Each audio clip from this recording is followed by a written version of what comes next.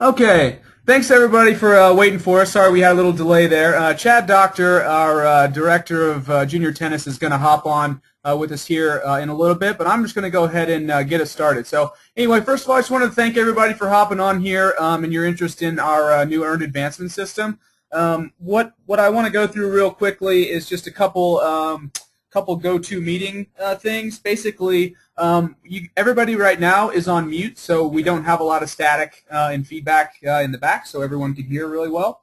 But what we want to encourage you to do is, if you have any questions throughout the presentation, you're welcome to use the question feature and type in and ask a question, or you're welcome to use the raise your hand feature, and I will unmute you and you can ask your question. So, like I said, we want this to be pretty informal. If you have questions as we're going through, please feel free to ask them. So with that, let's just go ahead and get started. What we wanted to talk about just first of all here is are some statistics. And this statistic came to us from USTA National. They did a study about frequent 10 and under tennis players nationwide. And what they found is that there are about 600,000 frequent 10 and under tennis participants across the country. And when we say frequent, it means that they play at least 21 times a year. So, whether this is somebody going out and hitting with their parents or their brothers and their sisters, or if there's somebody a little more involved and they're taking lessons and so forth.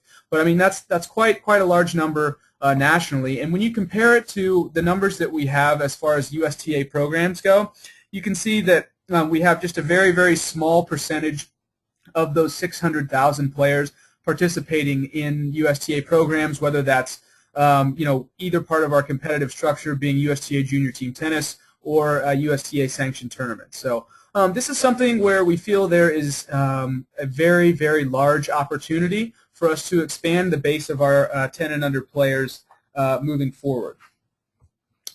Just to give you an idea also, the Midwest section, just how 10 and under membership has been growing rapidly in our section. You can see in 2009 we had just a little bit over 3,000 members, and now we're getting close to over 16,000 10 and under members. So there has been an increased interest in tennis for our 10 and under population throughout the Midwest section. Also, Midwest stats-wise, just to give you an idea here, so I had mentioned that we have just about 16,000 Midwest 10 and under members. So of those, 6,000 play our Midwest Youth Team Tennis program, and really out of all those 16,000, when we look at the tournament play, under 2,000 of those members are active in our competitive tournament structure. So that just kind of leading in there, we wanted to explain kind of why, one of the reasons that we're looking to implement this earned advancement system, for it to be a system that guides parents and their players and their teaching pros and just their tennis instructors on a direct pathway through 10 and under tennis and the competitive tournament structure. So why earned advancement? We've talked with a lot of people, and a lot of sections in the USTA are going toward an earned advancement system. And just a couple of main reasons why we come up with is, first of all, incentive to play. So we think that an earned advancement system will provide players with concrete goals to try to reach and incentives for them to continue to play. So if I have to play orange to get to green and green to get to yellow, I have a very clear-cut goal of, hey, this month and this year I'm going to try to break through orange ball and become a green ball player, and so on and so forth. So incentive to play by actually having concrete goals that players can strive toward. Skill development, obviously with the 10 and under tennis modified equipment, modified court size, so on and so forth. The skill development for players to advance from orange to green and so forth, we'd like to see that progression.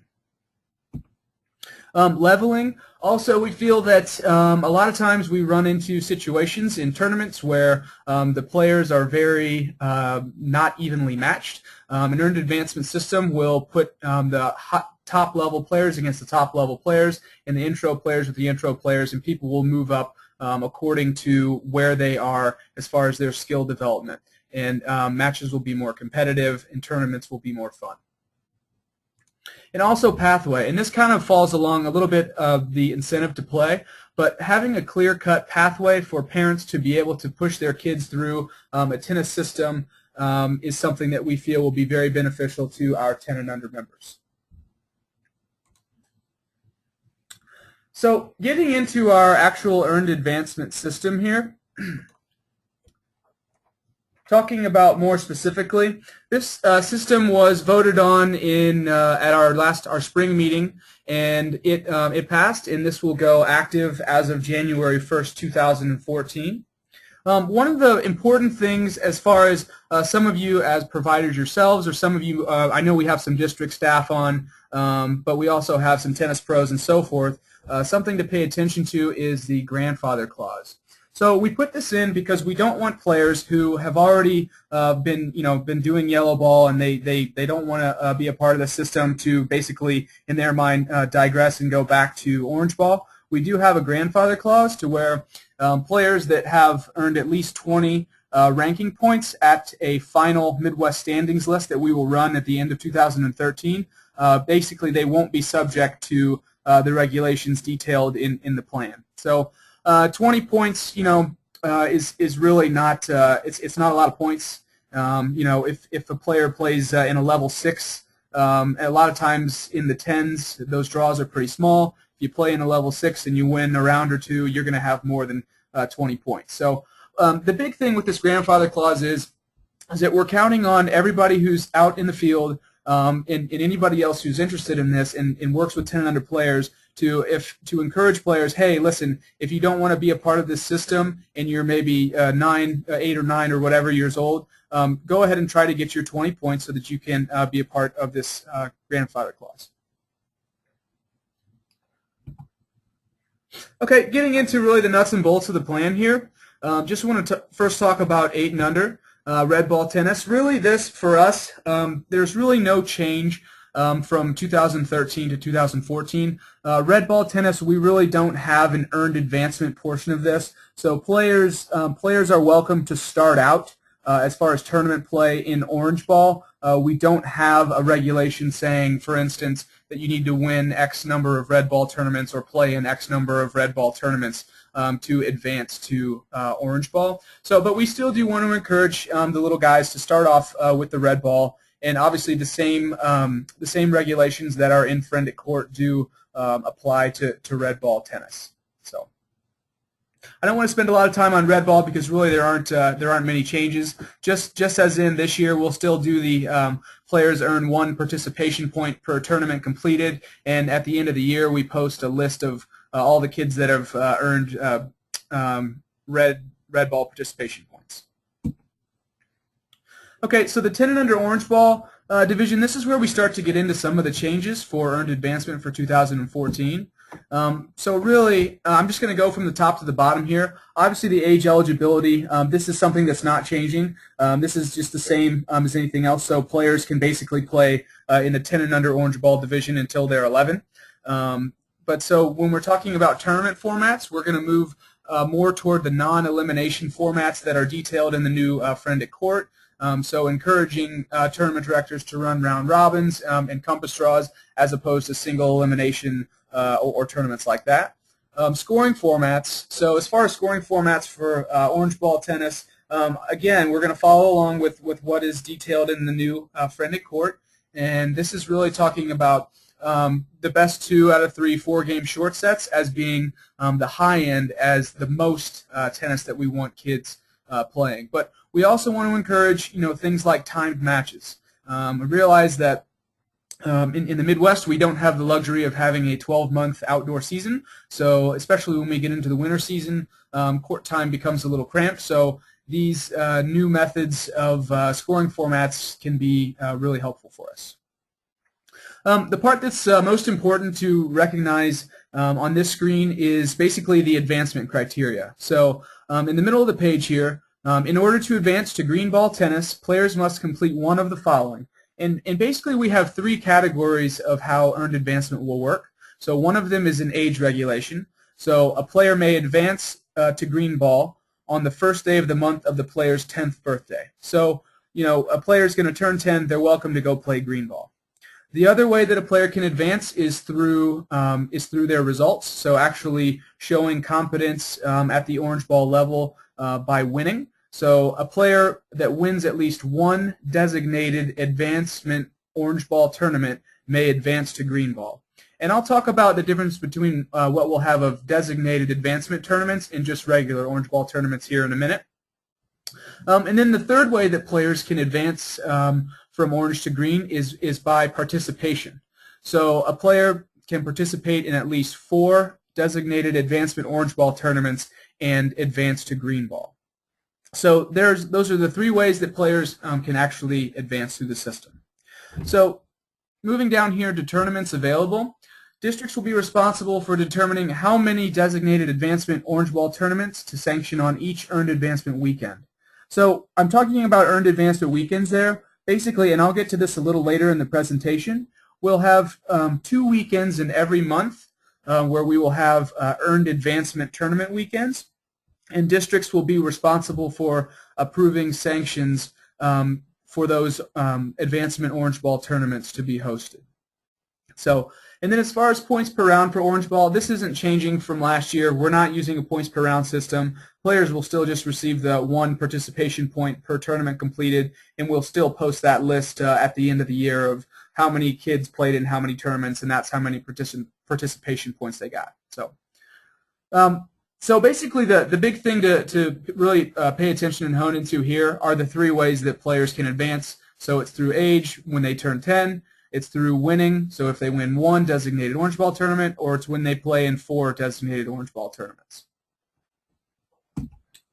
And I talked a little bit about this, but the orange ball tournaments that we are going to have for earned advancement, they're really not going to be like your traditional tournaments. So looking at the top left-hand corner there, the acceptable match scoring, 1 4-game short set, best of 3 4-game short set, or time matches.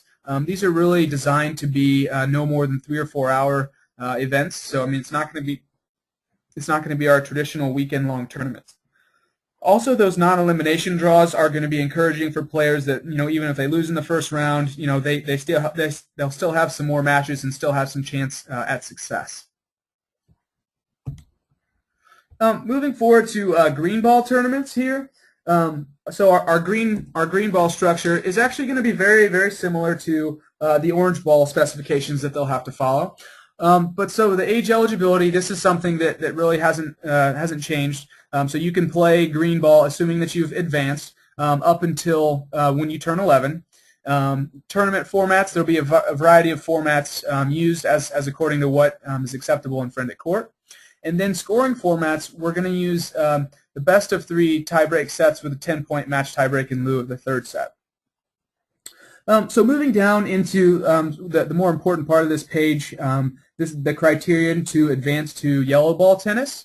A player, and again, there are 3 ways to advance to yellow ball tennis. The first being age, the second being your actual results, and the last one being your participation. So a player who has already advanced to green ball from orange may advance to yellow ball on the first day of the month of their 10th birthday. So essentially our plan is a 10 and under earned advancement plan, but if you really break it down, it's really 9 and under earned advancement. So as soon as a player gets into the first day of the month of their 10th birthday, they're welcome to go play yellow ball tennis, 12s, 14s, 16s, 18s, whatever.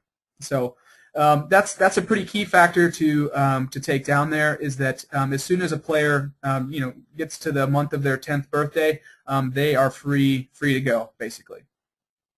And then for green ball, as far as the results that you have to show, this is where it's a little bit different from orange ball tennis. A player has to win at least 2 designated green ball tournaments. And then for participation, they have to participate in at least 4. So that's the same as orange ball. And then we have one other caveat for how you can advance from green to yellow, and that's by reaching the quarterfinals of the Midwest section outdoor closed, or the semifinals of any Midwest section level 1 green ball tournaments. So we do have a couple of different ways as far as green ball tournaments on how you can advance. So tournaments available. So basically what that's saying down below there is Midwest Level 1 through 4 tournaments will be sanctioned and spread out geographically by the Midwest Section Junior Competition Committee, whereas the districts will be responsible for how many designated Level 5 green ball tournaments to sanction on each earned advancement weekend. And as I said before, we'll talk a little bit about the earned advancement weekends a little bit further into the presentation. Points per round, this is also something that's not changing. This is how we've been doing it. Players will receive Midwest Section points per round, level 1 through 5, for these tournament results. So this is something that isn't changing.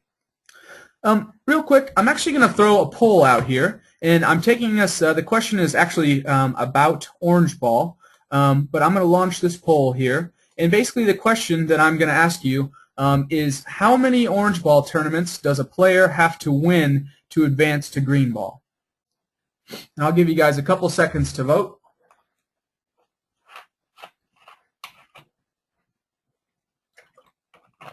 Looks like 50% of you have voted. I'm going to wait for just a couple more.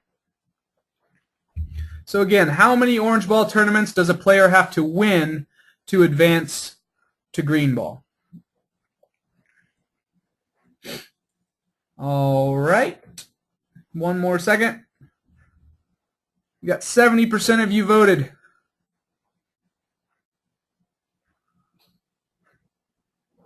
Okay, I'm going to close the poll there. The correct answer was you have to win at least one orange ball tournament to advance to green. And then I was kind of trying to trick you there a little bit. You have to win at least 2 green ball tournaments to advance to yellow. So remember, you win 1 orange to advance to green and win 2 green to advance to yellow. Moving on here, I'm going to talk about scheduling. And so red ball schedule, nothing is really changing from last year to this year. From this year to next year. So districts may sanction as many red ball tournaments as they deem necessary. These have been great tournaments that have been sanctioned around our districts. People have I've even seen red ball tournaments sanctioned on a random Wednesday evening from 6 o'clock to 7:30, and I've seen them be pretty successful. So red ball tournaments are still a free-for-all as far as sanctioning them. Orange ball schedule. So 2 weekends per month have been designated as earned advancement weekends. So on the designated earned advancement weekends, this is when districts will be able to host as many earned advancement tournaments as they deem necessary. So in our example here for January, the 2 earned advancement weekends are the 11th and 12th and the 25th and 26th. So let's just take the Central Indiana District as an example. They're welcome to have clubs or CTAs host as many tournaments for earned advancement on those weekends. So on the 11th, they might have a tournament. They might have 3 tournaments in Indianapolis, 1 in Evansville, 1 in Terre Haute, and 1 in Muncie. So just however they feel it's best to spread them out to where they'll have their players have enough opportunity to get their advancement criteria. Also, what's worth mentioning here is that additional orange ball tournaments not for earned advancement, so basically orange ball tournaments as we have them this year, that's just for participation, those can also be sanctioned at the discretion of each district whenever. Just like I said for the red ball tournaments, I've seen these tournaments be successful, being run throughout the week whenever. So you won't be limited on having orange ball tournaments just on earned advancement weekends. But on those earned advancement weekends is the only time where players will be able to play the tournaments and actually advance from orange to green and so forth. The green ball schedule, very similar to the orange ball schedule here. The Midwest Section Junior Comp Committee has determined a geographically balanced and appropriate green ball tournament schedule for levels 1 through 4. But then also we have the districts, just like as the orange ball tournaments, they'll be responsible for sanctioning level 5 green ball earned advancement tournaments on the designated earned advancement weekends. So here's the example again for January. We're looking at the 11th and 12th and the 25th and 26th, both of those weekends. Here we have the actual 2014 Earned Advancement Weekends, and this is something that we're going to, absolutely publish sooner rather than later, so that our districts can get rolling on, finding some hosts for these tournaments. But basically, what you can see is that we've picked 2 weekends a month for every month, and what we've tried to do is we've tried to put at least 1 week in between the Earned Advancement weekend. So.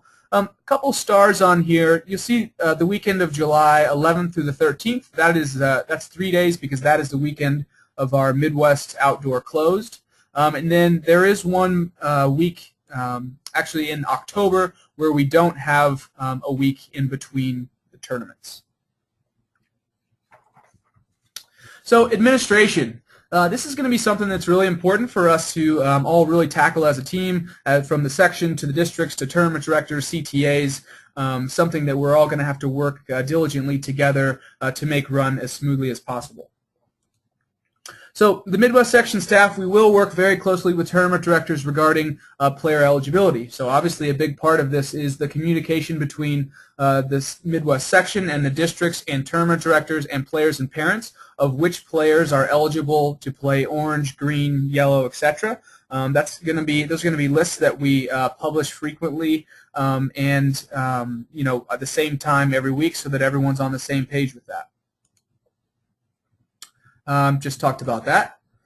Tournament registration. We are going to have to use the online registration for Tennis Link unless you end up taking late registrants. So because what we're going to end up doing here is, and I'm going to talk about this a little more in a slide here in a minute, but we are going to support you as tournament directors from the Midwest section and do your player selection for you.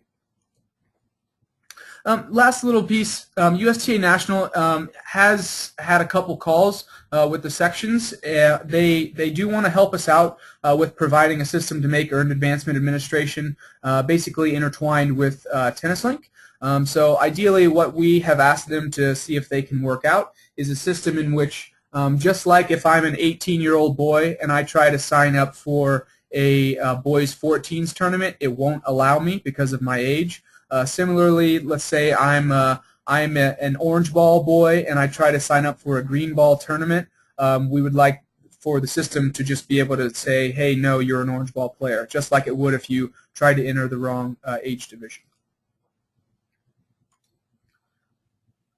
Okay, a sample timeline of how the administration will work for this. So I'm just using an example here. So Saturday, January 25th is our tournament start date.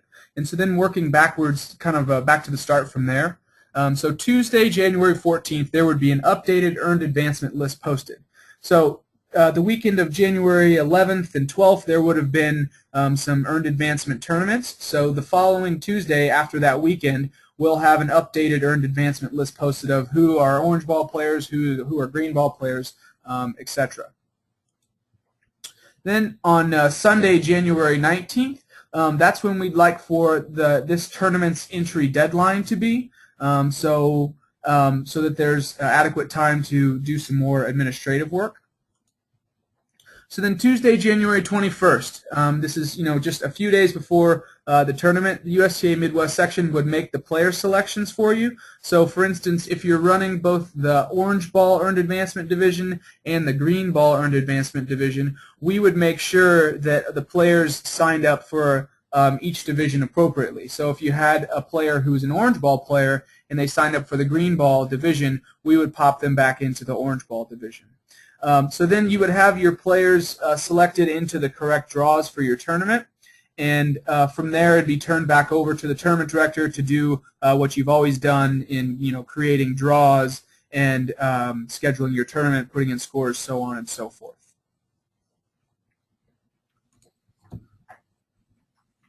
Okay, just want to share this quick, simple video with you. This is from an orange ball RTC that we had for 10 and under kids in April. This was in Illinois, and so these were some of the best 9 and 10-year-old players that we have in the section. The little guy in the that's about getting ready to serve here, he is 9 years old. and he's an orange ball player out of Chicago, and the kid returning, he had been playing green ball. I think he's out of Michigan, but we just want to show what points in tactically what we'd really love to be able to see from kids with our new earned advancement system.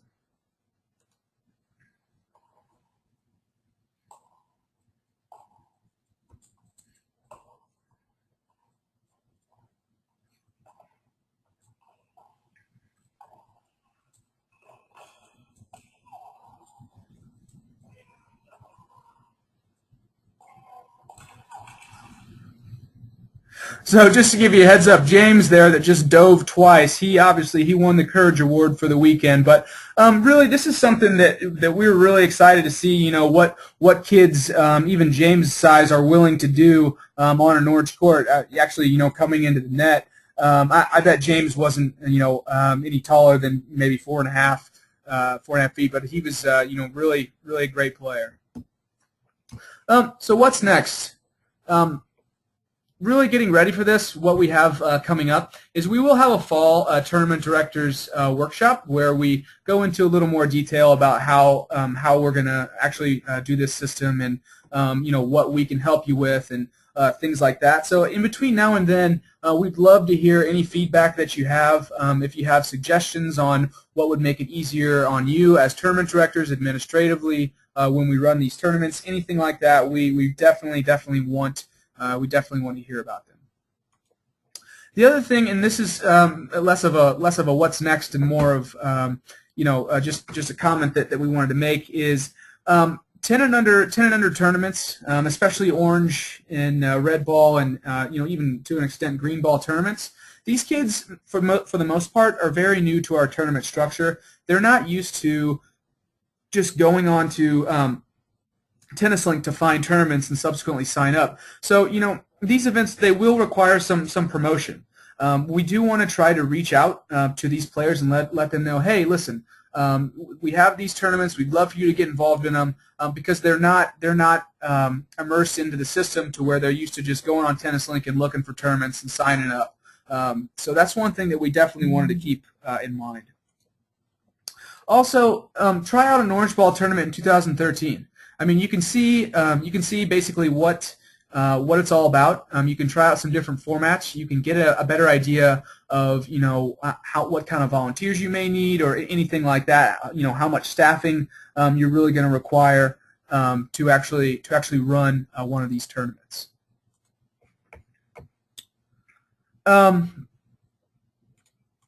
Moving on here, grandfathered players. We definitely would love your help to get grandfathered players. Make sure that anybody 10 and under players that you're working with or just anyone in your community, they know that there is a grandfather clause that will allow players to participate in 12's yellow ball if they get grandfathered by the end of 2013. So please do help us spread the word on that. Then we had a question here. Somebody asked, will players be getting credit for junior team tennis and play days as far as earned advancement goes? We do not have that built into our earned advancement system. So the Midwest earned advancement system is just going to be for tournaments. There are some other sections that are looking. There are going to be other sections that are looking at incorporating, okay, if a player plays a season of junior team tennis, that gets them an earned advancement credit, or if they play in X number of play days, they get some credit as well. Let's see, there's another question here. Let's see, will each tournament require the TD selection so that Midwest can complete the player selection? Oh yes, okay, yeah. We probably will go that way. So those of you that are familiar with TDM and Tennis Link know that you can do a tournament director selection as opposed to just open enrollment for your tournament. And basically, what that does is it doesn't charge players until you actually select them for the tournament. I think that's just a good practice anyway when you have tournaments, because you never know if you're going to have to cancel a division or anything like that. So we probably will encourage tournament directors to use the tournament director selection process. See, will the Earned Advancement weekend schedule be on the Midwest site? Yes, we will have that posted on there. And I think this question is coming from an executive director of a district. We will be having a call with the district executive directors to go over the schedule and how we might assist you in getting those events filled. The other thing, and actually Paul Stefanik just kind of asked a question about it, we do have a web page on our website that is dedicated just to earned advancement. So it's just midwest.usta.com/earned advancement. Just take us to it just for a second here, just to show it. Bear with me.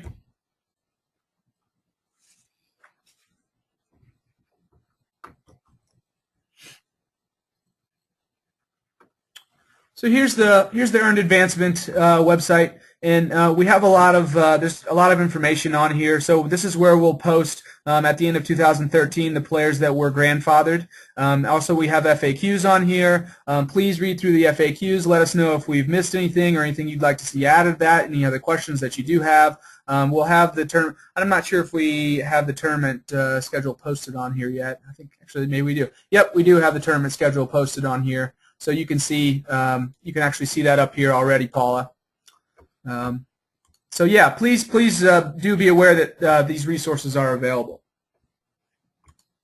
Okay, well that's pretty much all I have for you guys tonight. I just wanted to really thank everyone for being on the call, and thank you very much for your interest in the Earned Advancement System. Please don't hesitate to give me a call, shoot me an email with any questions, concerns, anything, suggestions, especially those of you that are tournament directors that have suggestions on how we can make this as smooth as possible. We definitely want to hear them. So if nobody has any other questions, thank you so much. I do appreciate your time tonight, and please do let us know if you have any questions. Have a good night, everybody.